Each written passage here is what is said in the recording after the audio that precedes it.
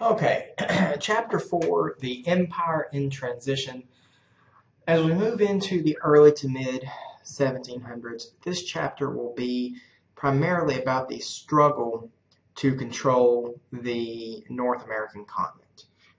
We will see the imperial rivalries between the Spanish, but most definitely between the French and the English, begin to flare up. And eventually, in fact, that will lead to all-out war, which will have a major effect on the American colonies. And in fact, you can really look at this time period, the early to mid 1700s, as truly laying the foundation for the American Revolution. So, in this chapter, we will talk about the idea of salutary neglect, and that is the tradition of letting the colonies govern themselves. We'll talk about this conflict between the English and the French, known as the 7 Years' War, and the results of that. And then, more specifically, we will talk about the philosophies of Thomas Hobbes and John Locke. John Locke, of course, we mentioned last chapter. He's one of these Enlightenment thinkers.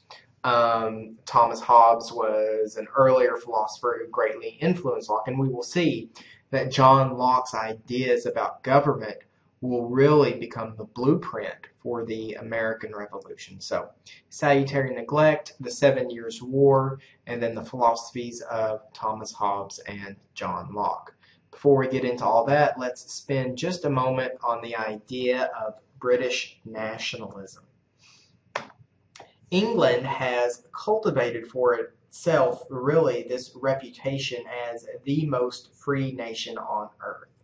The citizens of England regarded themselves as an incredibly free people, and they referred to their liberties as the rights of Englishmen. And these liberties include things like representative government, trial by jury, economic autonomy, things of that nature. The reason why I mention this is, number one, to tell you that the English citizens do have a number of liberties. But number two, it brings in this idea that the American colonists are in fact English citizens, and so they do consider themselves to have these rights of Englishmen. And that's going to be a sticking point between the colonists and English citizens back in England. Really, what sort of status do the American colonists have in the English Empire, and do they in fact have these rights of Englishmen? All right, let's talk about the colonial government. As we mentioned previously, after the Glorious Revolution, England makes no serious effort to tighten controls over the colonies. When William and Mary took the throne of England after the Glorious Revolution, they reversed the trend of Charles II and James II, who had begun to tighten control over the colonies, but after the Glorious Revolution, that comes to an end. One reason the English make no serious effort to control the colonies is because of the struggle for power between the Parliament and the King. And again, I think I've mentioned this before, the Parliament is the legislative body of the English government, kind of like our Congress. They're the ones that make the laws. Now, in this power struggle between Parliament and the King, it turns out that not only does Parliament win, Parliament grows stronger while the King of England grows weaker. Parliament, as it turns out, is less likely to strengthen that control. And the reason for that is, much like the American Congress today, Parliament is made up mainly of wealthy business people. And these wealthy business people were wealthy in part because of the colonies. And so as long as the money is rolling in from the colonies, Parliament is going to be less likely to strengthen any regulations on the colonies. And what royal administration that does exist is very, very loose. So what we see, in effect, is the evolution of salutary neglect, which is the tradition of allowing the colonies to govern themselves.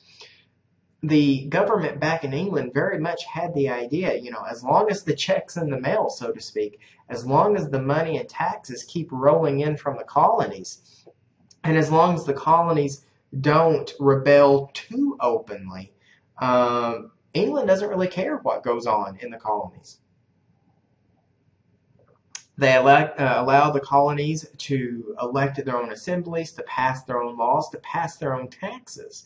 And again, they allowed the colonies to run their own affairs, to essentially govern themselves.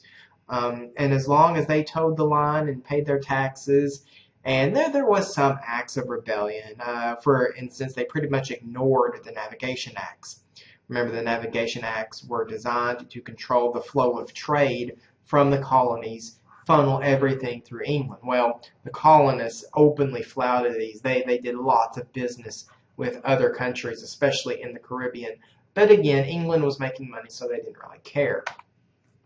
Much like the power struggle between Parliament and the King, we also see that colonial assemblies struggle against their royal governors. And just like in England, the representative bodies won. The assemblies won. They became very, very powerful in the colonies. Like I said, they passed their own taxes. They passed their own laws.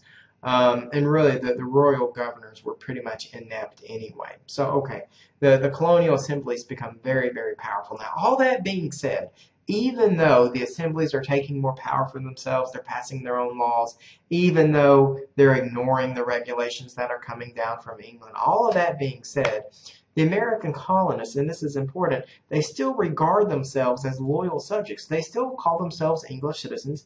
They still live under English laws. They still acknowledge the right of Parliament to give them laws. They still acknowledge the authority of the King. They still consider themselves to be loyal subjects. And as a result of that, again, they claim to hold on to these rights of Englishmen. They consider, I'm an English citizen living in English territory. I have all the rights that are available to someone who is, say, example, living in London rather than living in Charleston. Added to that, and I've mentioned this before as well, there is little sense of unification between the colonies. The colonies do not get along. They don't necessarily like one another. They see each other as rivals, as political rivals, rivals for the attention of the English, economic rivals. So they don't regard themselves as the united colonies of England in North America. No, it's the colony of Massachusetts, the colony of Connecticut, the colony of Rhode Island. They're separate, independent entities that don't necessarily like or get along with one another. And the greatest example of this happens in 1754. Ben Franklin, who was already a well-respected leader in the 1750s, proposes what becomes known as the Albany Plan. The Albany Plan was a plan for a loose grouping of the colonies to help negotiate with Native Americans. The idea was if the colonies presented a united front to the Native Americans, they would be operating from a position of strength. But even this very loose grouping, only for the purposes of dealing with Native Americans, which would have benefited all the colonies, even this very loose grouping was rejected by the colonies. And basically, they laughed at Ben Franklin. Why would we want to unify with the other colonies for any reason whatsoever? So the Albany Plan was a failure, and it goes to show that even as late as 1754, barely 2 decades out from the Revolutionary War, even as late as 1754, the colonies had no interest in working together for any reason. I do want you to know that politics are lively in the American colonies. Because land ownership is so widespread, that means most citizens are engaged and are eligible to engage in politics. So even ordinary citizens, now we said that there are definitely groups of elites, the merchants in the north and the planters in the south, but even ordinary citizens are involved in political discussions. The American colonies have a lively political participation scene going on. There are many newspapers in the colonies. There's a pretty high literacy rate in the colonies. Many people could read and write. And again, all that being said, there is no freedom of speech. The royal governors could and did crack down on anything they regarded as traitorous or seditious. All right, let's talk about imperial rivalries, because you have to remember, England is not alone in the New World. They still face rivalries from both Spain and France. Now, remember that the main concentration of Spanish power was in South America. They're not really interested in North America. Yes, they make some inroads in the American Southwest and in Florida, And from time to time, their interest will perk up and they'll make more of an effort in North America. But by and large, they are happy to focus their efforts on South America. That's where the bulk of their money is. That's where their empire is really concentrated. By far, the greater rival to the English in North America will be France. And remember that because of the way that France claimed its territory, they claim this huge territory, but overall they do have fewer colonists. So if you were to look at a map, which we will do here in just a minute, of the French territory, you'll see a huge chunk of it colored blue for France, but they still don't have all that many people living, boots on the ground. We will see that the western frontier is going to become the battleground, where the French and the English territories sort of butt up once again against one another. That border between the French and the English territories, that is where the tensions will begin to rise and the violence will begin to flare up. We'll talk about the role of the Indians, and remember, by and large, the French treat them the most humanely. The French are there for business, and so it just makes sense for the French to keep on good business terms with the Native Americans. So more often than not, the Native Americans will team up with the French. They'll come down on the French side. The French really represent sort of a middle ground in North America, because once again you have the English on the one side and the Native Americans on the other, and then in the middle you have the French. While they are a European power, they are more likely to be more humane towards Native Americans. Okay, so the tensions will eventually lead into the outbreak of what becomes known in the world at large as the 7 Years' War, but known here in the American colonies and later the United States of America as the French and Indian War. So it's two names for the exact same conflict, the 7 Years' War and the French and Indian War. And it's called the French and Indian War not because the French and Indians are fighting one another, but because the French and the Indians team up against the English colonists. So that's an important distinction. And again, it all goes back to the 1600s when France begins to expand their worldwide holdings. Louis XIV was an incredibly powerful French king. He was known as the Sun King, and he wanted more power, and so they began to expand their colonies. And so, as we've said, by the 1650s, France has a huge empire, but the problem is it's very loosely held. They don't have a whole lot of people. This is a map representing the North American continent as we move from the 16th into the 1700s. You see in the southwest and in Florida, the orange-colored areas belong to Spain. On the Atlantic seaboard, the sort of pinkish-colored areas belong to England. And that huge chunk of territory stretching from Canada all the way down to the Gulf of Mexico, the blue portion is claimed by the French. And as we mentioned, the French started their explorations in Canada.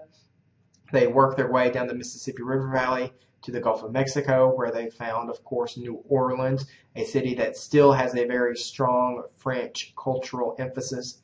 And as you can see, even if you combine the French and the English territories, the French territory would probably still be larger than them, but they have fewer people. France has fewer colonists. And everything is going to hinge on the Native Americans. Depending on how they throw their support, that's going to have a huge influence. Are they going to support the French? Are they going to support the English? Now, you have to understand that what happens in Europe is going to influence the colonies and vice versa. If England and France go to war in Europe, well, that's going to trickle down over to the colonies. But when the colonies go to war in North America, eventually that's going to trickle back up the ladder, I guess you could say. And it is going to affect what happens in Europe between England and France proper. And what happens is, beginning with the Glorious Revolution, you can see that that one political event really has a pretty profound effect on what happens in the New World. Starting with the Glorious Revolution, a string of English rulers begin to pick fights with the French and the Spanish. Remember, the English don't like the French and Spanish. England is a Protestant country. France and Spain are both Catholic countries still.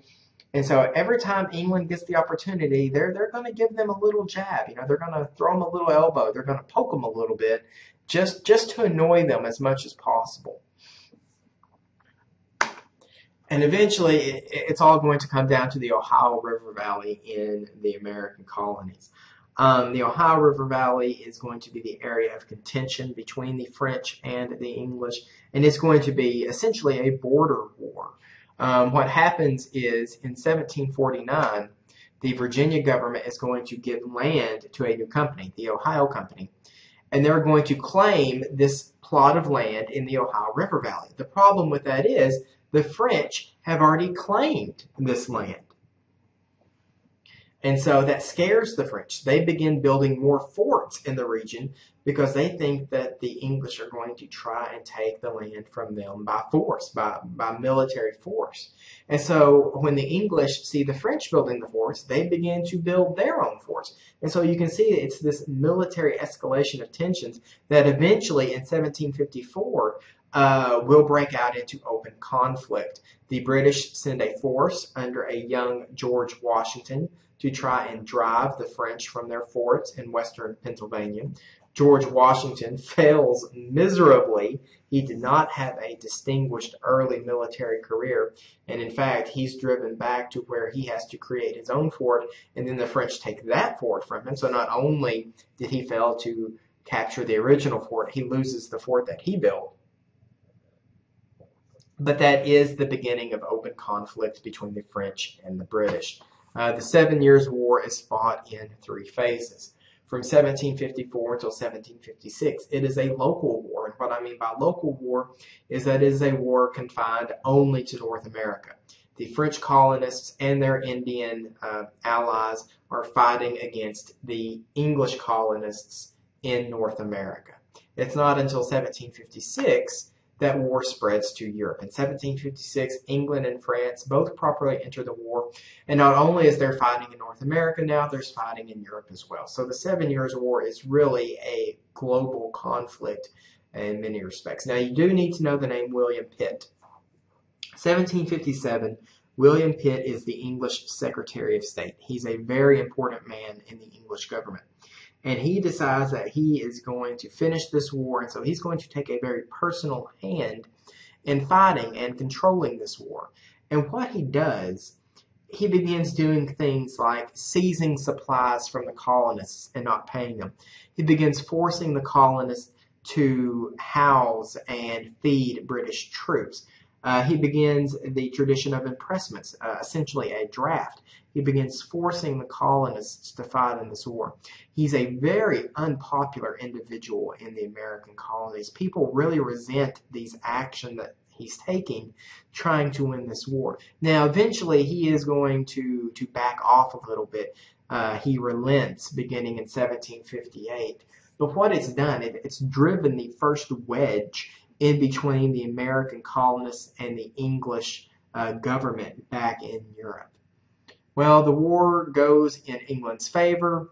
1763, they conclude the Treaty of Paris, the Peace of Paris of 1763. France loses, and as a result of that, they are going to lose most of their colonial holdings. They don't lose any land in France itself, but most of their worldwide holdings are going to be taken away from them. And so this is what the map looks like after the 7 Years' War. You have, the original British colonies in orange, the dark orange there on the Atlantic seaboard. But all of the land, well, first of all the land west of the Mississippi River is going to go over to Spain, and it becomes known as Spanish Louisiana, which, of course, the United States will later acquire for itself. But all of the land between Spanish Florida up to Canada, between the Mississippi River and the Atlantic Ocean, is going to go over to England. They also lose other lands, primarily in India. But the big chunk of the land that they lose comes from North America. So you can see the land that the English hold pretty much doubles overnight, maybe even more than doubles. It grows tremendously, and that raises a lot of questions on who's going to get that land, what's going to happen to the land, what's going to happen to the original colonies, are they going to grow, or are we going to add more colonies, what's the government going to be of these colonies.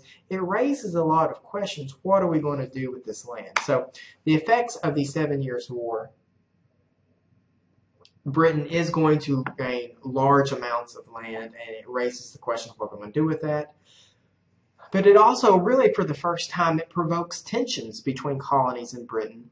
Like I said, for the first time, it really shows the cracks in the relationship between the colonies and England that are going to grow over time. And for the first time, the colonies had worked together. And it had proven to the colonies that if they do work together, they can win. So that was a big deal, that the colonies really for the first time worked together, and they realized how powerful they could be if they did work together. Effects on the Native Americans, bad. It was really a lose-lose proposition for the Native Americans. If they had sided with the French, obviously they would be punished by the English. But even if they had tried to remain neutral, virtually no Indians went over to help the English. But even those that remained neutral, they were punished because they hadn't helped the British. So it really was a lose-lose situation for the Native Americans. And it does fundamentally reshape the world's power. Because now England has huge debts from fighting the war. Fighting wars is incredibly expensive, as we well know. You have to pay the soldiers, pay for food, pay for guns, pay for horses, pay for cannon. You have to pay for all this stuff. So England now has huge debts they have to deal with, and they have huge new lands that they must come up with some sort of government for. I do want you to briefly know about this debate between the imperialists and the territorialists. A lot of people say, we've got all this land, nobody's living in it, nobody's producing any money, there are no taxes being generated in this land. What do we want with empty land? Why don't we give the empty land back to the French, and we will take something else instead? For example, the French colonies in the Caribbean. The French colonies in the Caribbean were robust, they're doing lots of business, they're generating a lot of revenue, and a lot of people argue, why don't we give them back all this empty land that is useless to us and take these revenue-producing colonies down in the Caribbean? And they did not do that, obviously, because other people had the foresight to say, no, we are going to continue to grow, and we are going to need room to grow, and therefore we need to keep the land. Even if it's empty right now, it won't be empty later. So the debate between the imperialists that wanted the colonies in the Caribbean and the territorialists that wanted the empty land. As I mentioned, tensions in England and the colonies, what to do with the new land, how to pay off the debts. George III, the King of England at that time, he was not exhibiting signs of it yet, but later he will develop diseases, he will develop mental diseases, and essentially he will slowly go insane over the course of several years. Not there yet, but you need to know that George III is a unique English ruler, and more tensions between the colonists and the Indians. Even when the colonial governments tried to keep the colonists in check, they continued to press and take more land from the Native Americans. All right, so the crisis begins. If the 7 Years' War did nothing else, it proves to the British government how valuable the colonies really are. And so they begin to reverse this trend of salutary neglect. They slowly begin to tighten their hold because they don't want to lose on this money that the colonies are producing. Plus, they think that it is the obligation of the colonies to pay off the debts, because their argument is, and you have to admit there's a certain amount of sense, this war was fought to protect the colonies. And so since this war was fought to protect the colonies, why shouldn't they pay for it? Again, you have to remember that most of the colonies are ignoring these economic regulations. So it's a very volatile situation. They've had a history of allowing the colonies to do as they wish, and now they're trying to change that. And they're going to treat the colonists like subordinates. The official word from England is that Parliament has the right to legislate. They have the right to pass laws regarding control of the colonies, and the colonies essentially have to accept that. And it brings into the argument of virtual as opposed to actual representation. The argument Parliament is making is this. Parliament represents everyone. It doesn't matter where you live. It doesn't matter if you live in London, England, or Charleston, South Carolina, or Cairo, Egypt, or New Delhi, India. It doesn't matter where in the English Empire you live. Parliament represents you regardless of geographic area. They represent everyone equally. Doesn't matter where they live in the empire. The Americans argue that they want actual representation. That is, they want an actual American colonists to have a seat in Parliament. They want, presumably, an Egyptian colonist and someone from India. They want each geographic area to have a representative in Parliament. Now, this was not acceptable to Parliament at all. And they made the argument that not even England had geographic representation. There are places in England that didn't have representatives from that area in Parliament. It's not like Congress today where each state is guaranteed certain citizens to represent that state in Congress. It wasn't like that at all. So Parliament is not buying this actual representation argument in the slightest.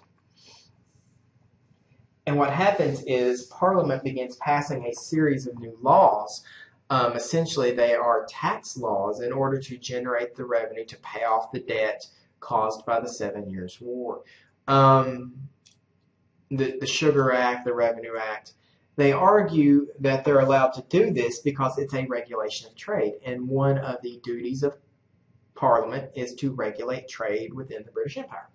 Okay, fine. Well, the straw that breaks the camel's back is what's known as the Stamp Act.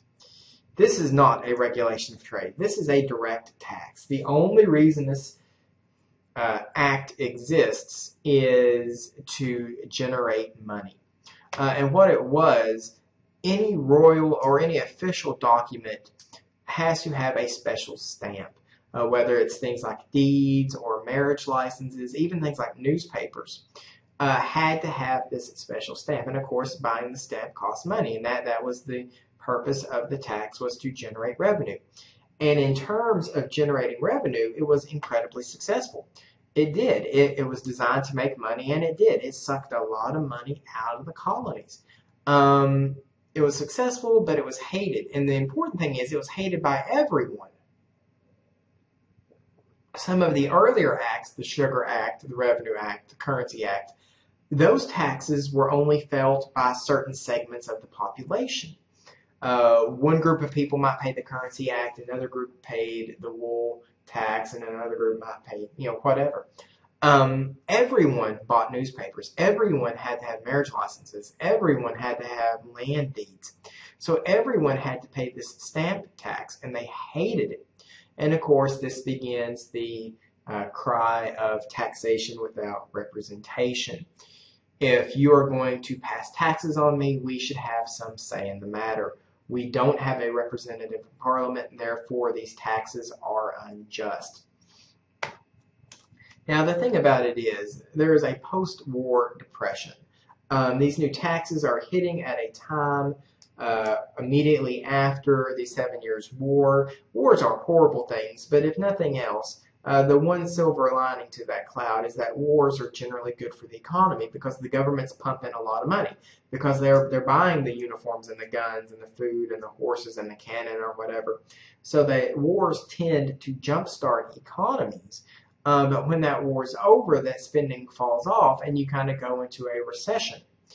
So these new taxes are being levied at the same time as this post-war economic depression. Now, don't get me wrong, the American colonies, relatively speaking, are very wealthy, and they could have afforded to pay these taxes. That's not really the issue.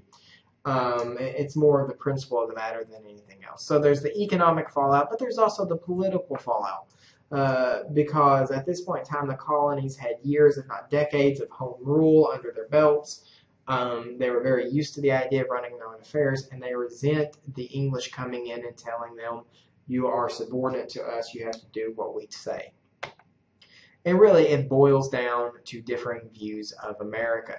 If you had asked an American colonist what was the British Empire, they would have said it's an association of equals.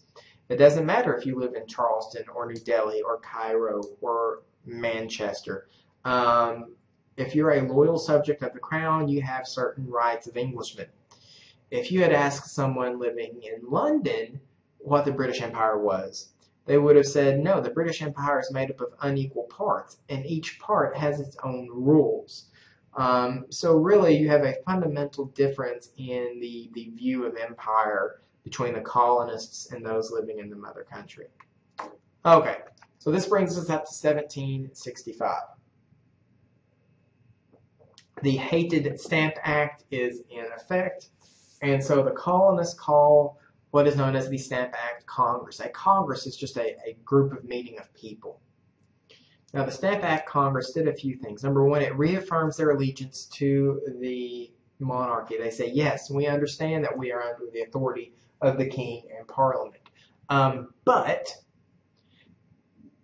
consent to taxation is essential. That is one of the rights of Englishmen. We should have some say, and not virtual representation by Parliament who says, yes, we will do what's in the interests, the best interests of the colonists, because they don't believe that. We want to have an actual American representative sitting in Parliament. So they say, we consider ourselves to be loyal citizens, but we don't like this tax. The other major thing they do is they organize a boycott. If we're going to be taxed on British goods, we simply won't buy British goods.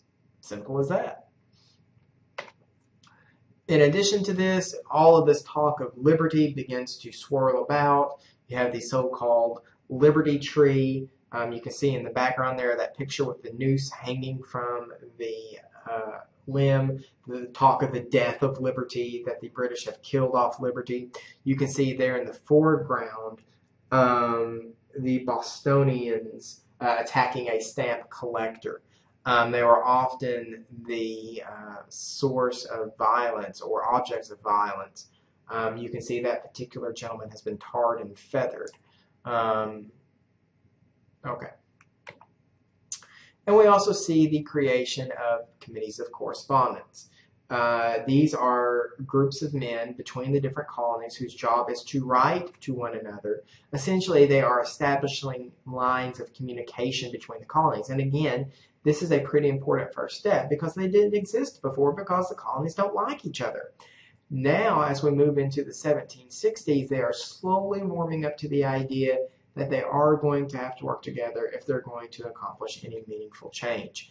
And they do accomplish change. By 1766, the Stamp Act is over and done with.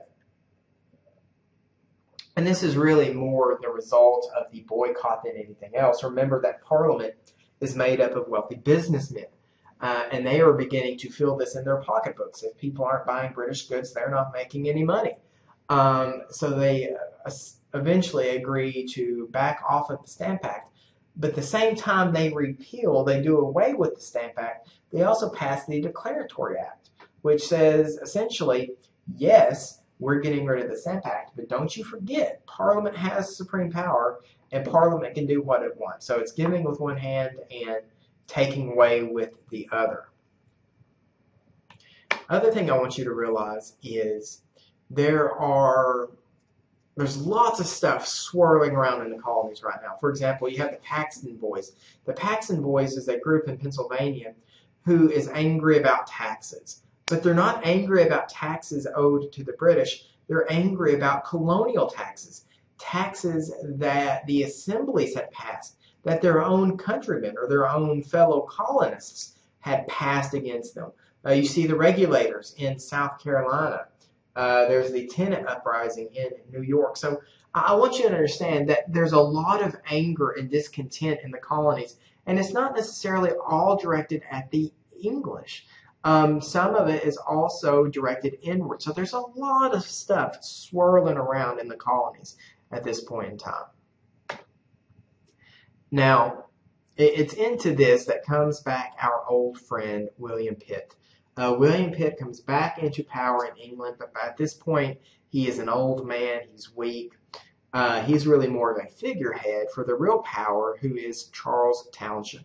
And Charles Townshend is determined to get the colonies in line. So he begins passing a new series of laws known as the Townshend Acts.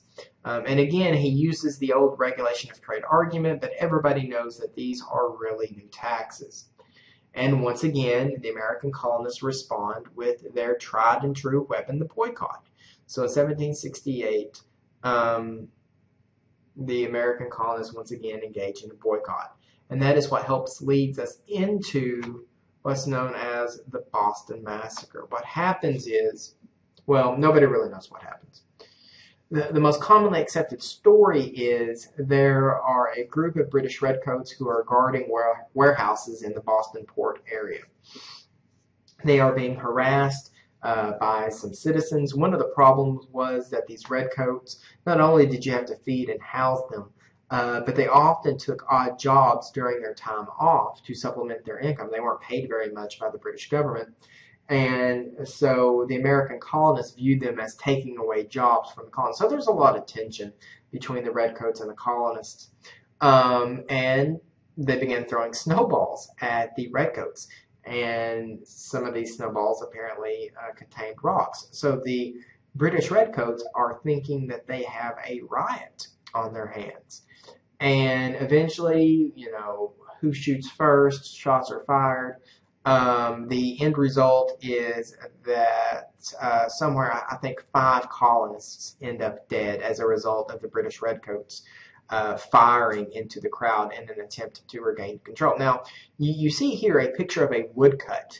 A woodcut is literally a scene carved out of a block of wood that you could ink and print multiple copies of that picture to quickly distribute.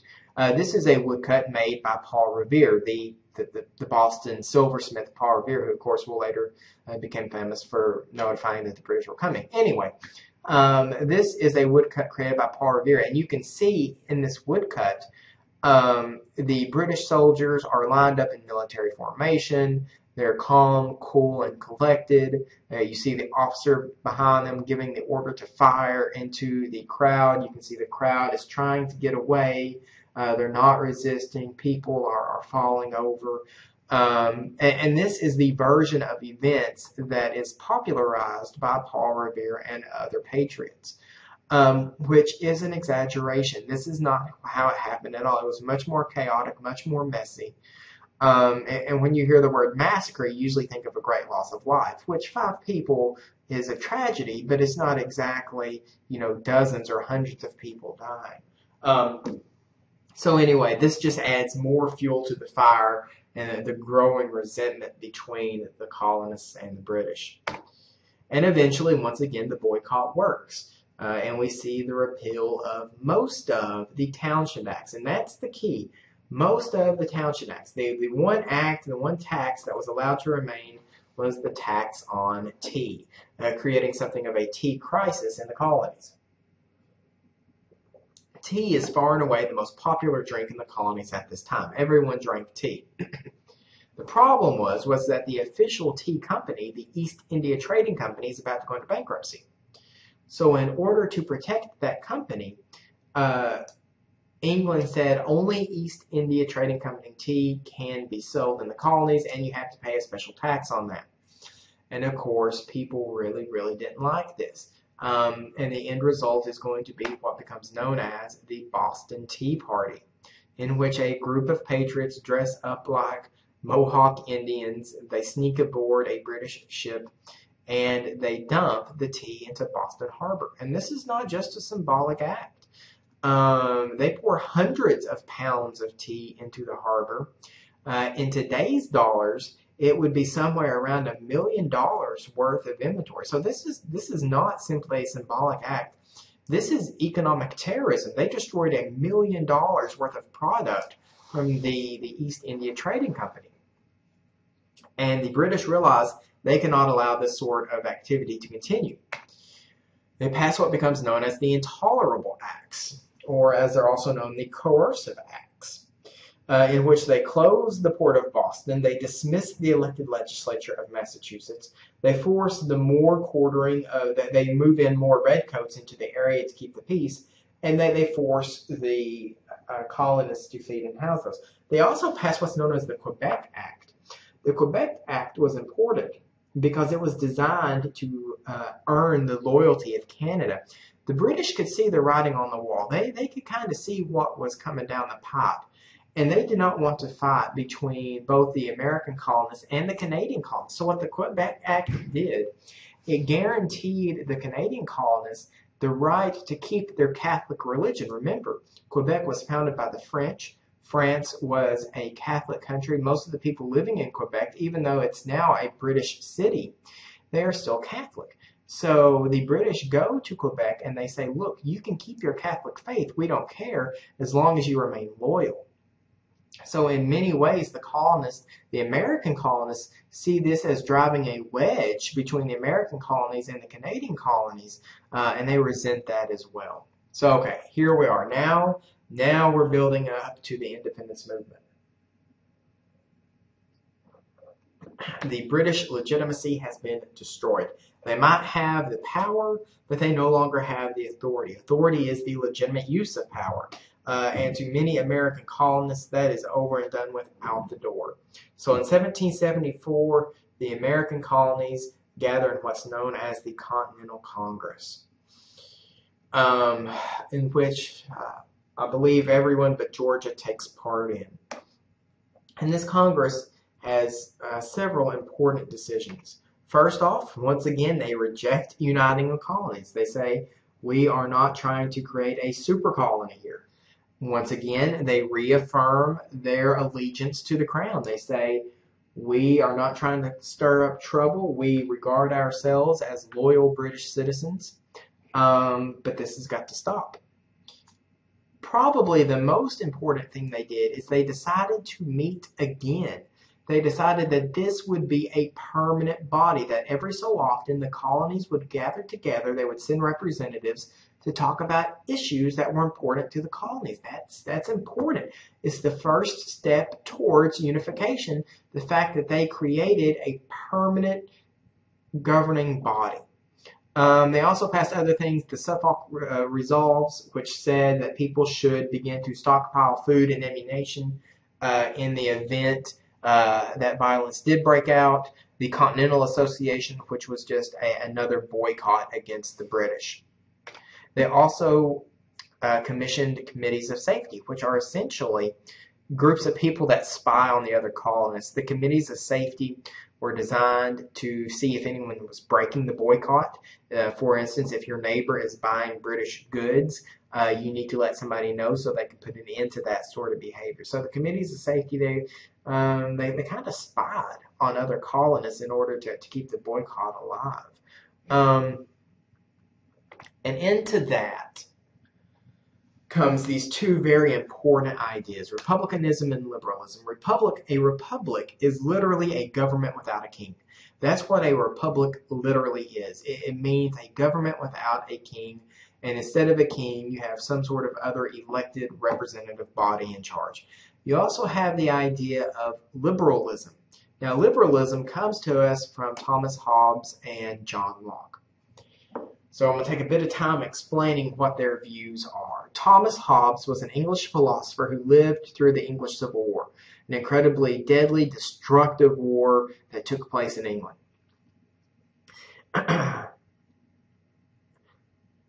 Hobbes argued that people created what's known as a social contract. Without a government, in what he called the state of nature, you have every right under the sun. You have the right, you have the freedom of speech, you have the freedom of religion, you have the freedom of the press, because there's no government to tell you no. Without a government in a state of nature, you have every right under the sun. But, as Thomas Hobbes pointed out, that kind of life is not fun. In fact, he called it nasty, brutish, and short. Because while you have the freedom of speech and the freedom of religion, you also have the freedom to murder and lie and steal and rape and pillage and loot. You have all these other rights as well because there's no government to keep order. So what Thomas Hobbes argued is that people willingly gave up some of those rights, the right to murder, kill, steal, lie, cheat, whatever. They gave up those rights to form a government that would provide peace and stability. That was the idea of Thomas Hobbes, the idea of the social contract, the idea that some people willingly give up rights in order to form a government that will provide peace and stability. Wonderful. Later, John Locke comes behind Thomas Hobbes and expounds upon that idea. And he says this. He says, okay, that's wonderful. I agree with the idea of the social contract. But there are some rights that people can't give up. There are some rights that aren't given out by government. People have them simply because they're people. Rights such as life, liberty, and property. And people are guaranteed these natural rights simply because they are people. They're not given out by government, so they can't be taken away by government. And if your government does try to take away your life, your liberty, or your property, that government is an unjust government that must be torn down and replaced with a government that does protect your life, liberty, and property. If that sounds familiar, it's because Thomas Jefferson uses that phrase when he drafts the Declaration of Independence, only he thinks property sounds a little elitist. It's kind of snobby, so he changes it to the pursuit of happiness, life, liberty, and the pursuit of happiness. But essentially, that is the argument for the American Revolution right there. John Locke says you have these God-given rights, the rights to life, liberty, and property. No government can take them away because they're not given by government. They are yours. They naturally occur. They're your natural rights. And if government does try to take those rights away, it's an unjust government. And the people have not only the opportunity, but they have the duty and the obligation to tear that government down and create a just government that does protect their life, liberty, and property. And that is essentially what happened in the American Revolution. And that leads us up to, of course, April of 1775, the first shots of the American Revolutionary War, even though we don't know it at that time. The British Army receives reports that the colonists are stockpiling ammunition. They also receive orders to arrest two leading American patriots, John and Sam Adams. And so with those orders in hand to seize the ammunition and to seize the patriots, they march on Lexington and Concord. The American patriots realize this, and so they organize their militias to fight the redcoats. Nobody really wins or loses, but the redcoats will later retreat to Boston, setting up the stage for what eventually will become known as the Revolutionary War. But we will pick that up later.